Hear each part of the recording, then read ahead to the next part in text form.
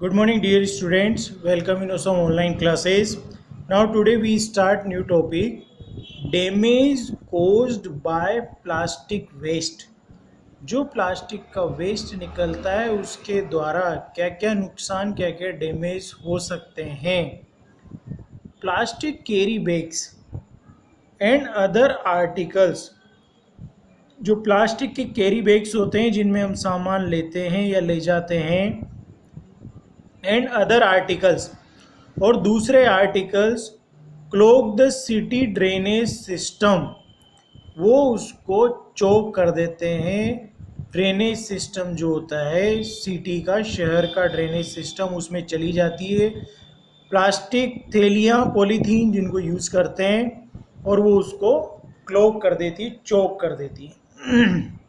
As well as small fresh water drains, और जो छोटे छोटे फ्रेश वाटर ड्रेन्स होते हैं उनमें भी उनको भी वो चोक कर देती है। Thereby causing a lot of inconvenience, इससे बहुत ज़्यादा परेशानियों का सामना करना पड़ता है या बहुत ज़्यादा परेशानियां होती है लोगों को। सेकंड है the plastic bags and other items in the garbage are non biodegradable. जो प्लास्टिक बैग्स या दूसरे प्लास्टिक के जो आइटम होते हैं गार्बेज कचरे में, वो नॉन बायोडिग्रेडेबल होते हैं। When garbage is converted into natural manure, जब गार्बेज कचरे को नेचुरल मैन्योर खाद में परिवर्तित किया जाता है, कन्वर्ट किया जाता है, डज नॉट डिग्रेड, तो वो डिग्रेड नहीं हो पाते हैं प्लास्टिक की जो चीज़ें हैं। When this manure is spread in fields, जब इस मैन्योर को फील्ड में फेंका जाता है, फैलाया जाता है, the plastic does not allow, तो प्लास्टिक अलाउ नहीं करता द वाटर टू सीप द सोइल, तो वो प्लास्टिक उसको अलाउ नहीं करता कि पानी सोइल के अंदर चला जाए। Which has an adverse effect on the plants, तो इसका बुरा प्रभाव पड़ता है प्लांट पौधों के ऊपर। As well as recharging of ground water, इससे ग्राउंड वाटर को रिचार्ज करने में भी बहुत नुकसान होता है या उस पर प्रभाव पड़ता है। प्लास्टिक इफ ब्रंट, अगर प्लास्टिक को जलाया जाता है, प्रोड्यूसेस वेरी हार्मफुल गैसेस, बहुत ज़्यादा जहरीली गैसेस, हार्मफुल गैसेस इससे निकलती है। विच पोल्यूट द एयर, जिससे एयर का पोल्यूशन होता है, जो एयर को पोल्यूट करती है। Stray cause and other animals sometimes eat plastic carry bags, कभी कभी काऊ या दूसरे जानवर प्लास्टिक के कैरी बैग्स को खा लेते हैं। फ्रॉम द गार्बेज डंप्स, जहाँ पर गार्बेज इकट्ठा किया जाता है वहाँ से वो पॉलीथीन को खा लेते हैं, पॉलीथीन बैग को। द प्लास्टिक कैरी बैग्स, जो प्लास्टिक के कैरी बैग्स होते हैं, choke the digestive tract of animals, तो जो एनिमल जानवर होते हैं उनके डाइजेस्टिव सिस्टम को वो चोक कर देते हैं। देयर बाय कोजिंग डेथ, जिससे उनकी मृत्यु हो सकती है।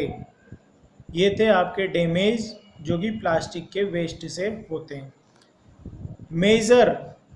Measures to control problem cause by plastics, जो प्लास्टिक के द्वारा प्रॉब्लम हो रही है उनको कैसे हम कंट्रोल कर सकते हैं उस प्रॉब्लम को। Avoid the use of plastic carry bags, हमें प्लास्टिक कैरी बैग्स को यूज़ करना अवॉइड करना चाहिए, बहुत कम यूज़ करना चाहिए। As far as possible, because these are major sources of pollution, क्योंकि इनसे बहुत ज़्यादा सोर्स है पोल्यूशन का, पोल्यूशन होता है। Make use of bags made of cotton और जूट, जो कॉटन या जूट से बने हुए बैग्स हैं उनको हमें यूज़ करना चाहिए। When you go for shopping, जब आप शॉपिंग के लिए मार्केट में जाते हैं तो आपको अपने साथ एक कैरी बैग ले जाना चाहिए कॉटन या जूट का बना हुआ। पॉलीथीन का यूज़ कम से कम करना चाहिए। The biodegradable and non biodegradable waste should be collected separately. Biodegradable और नॉन बायोडिग्रेडेबल वेस्ट को अलग अलग सेपरेटली इकट्ठा करना चाहिए।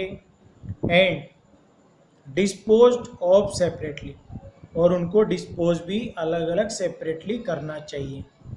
Practice this in your homes. आपको ये प्रैक्टिस घर से ही शुरुआत इसकी करनी चाहिए। Do not throw plastic wrappers carelessly on road. आपको केयरलेस की तरह रोड पर प्लास्टिक के रेपर नहीं फेंकने चाहिए। These are ultimately carried to city sewage system where they cause clogging. ये अल्टीमेटली धीरे धीरे जाकर सिटी के सीवेज सिस्टम में जाएंगे और उसको क्लॉग कर देंगे, चोक कर देंगे, उसको बंद कर देंगे। एज ए रेस्पॉन्सिबल सिटीजन, आपको एक जिम्मेदार नागरिक की भूमिका निभाना चाहिए। आपको याद रखना चाहिए, remember the 4R principal. 4R का जो प्रिंसिपल है वो आपको ध्यान रखना चाहिए। वो क्या है? रिड्यूस, रीयूज, रिसाइकिल और रिकवर। ये 4R प्रिंसिपल है जो प्रत्येक नागरिक को रिस्पॉन्सिबिलिटी से निभाना चाहिए। This is your chapter. Now हम इसके क्वेश्चन आंसर फिर करेंगे। Thank you.